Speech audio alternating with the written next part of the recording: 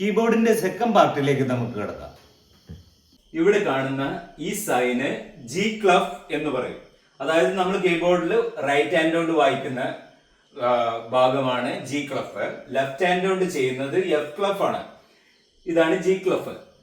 അതുപോലെ 4/4 എന്ന് പറഞ്ഞു ഒരു മെഷർ എന്ന് പറഞ്ഞാല് ഇവിടുന്ന് അടുത്ത ഈ ബാർ വരെ ഒരു മെഷർ. ഇത് സെക്കൻഡ് മെഷർ, ഇത് തേർഡ്, ഫോർത്ത്. അപ്പൊ ഒരു മെഷറില് ഒരു ബാറില് 4 ബീറ്റ് ആണ്. 4/4 എന്ന് പറഞ്ഞാൽ 4 ബീറ്റ് വരും. 1 2 3 4 1 2 3 4 അങ്ങനെ കണ്ടിന്യൂ ചെയ്യും. ഈ നോട്ട് ടൈം ഞാൻ നേരത്തെ പറഞ്ഞിരുന്നു. ഇത് സി ആണ്. സി എഴുതുന്നത് നിങ്ങൾ പഠിച്ചിട്ടുണ്ടാവും. ഈ റൗണ്ടും സ്റ്റെമ്മും ഒരു ചെറിയ വരയും ഒരു ഡോട്ടും ഉണ്ട്. ഈ ഡോട്ട് ഇട്ടാല് ഇത് ഡോട്ട് ഇല്ലെങ്കിൽ ഇത് 2 ബീറ്റ് ആണ്. ഡോട്ട് ഇട്ടാല് 2 + 1, അതായത് 2ന്റെ പകുതി ഹാഫ് ആഡ് ചെയ്യാം. 2 + 1 3 ബീറ്റ്സ്. അതുപോലെ ഇത് 1 ബീറ്റ് അറിയാം. ഇത് 4 ബീറ്റ് ആണ്. റൗണ്ട് മാത്രം, സ്റ്റെമ്മില്ല, ഉള്ളു ഫില്ല് ചെയ്തിട്ടില്ല, റൗണ്ട് മാത്രമേ ഉള്ളൂ. ഇത് 4 ബീറ്റ്, ഇതും 4 ബീറ്റ്. ഇവിടെ പുതിയൊരു സാധനം കാണുന്നുണ്ട്, ടൈ എന്ന് പറയും.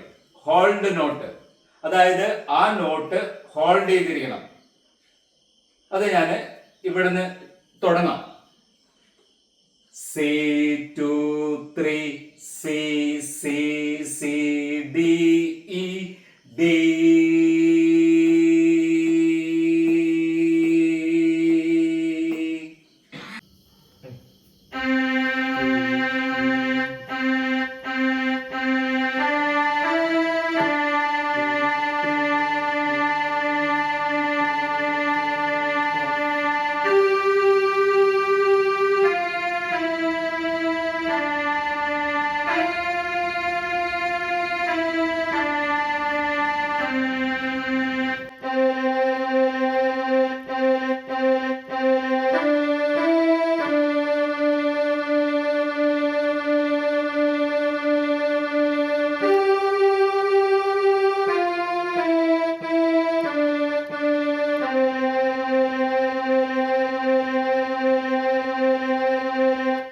ഇന്നത്തെ ലെസൺ എല്ലാവരും നന്നായി പ്രാക്ടീസ് ചെയ്യുക.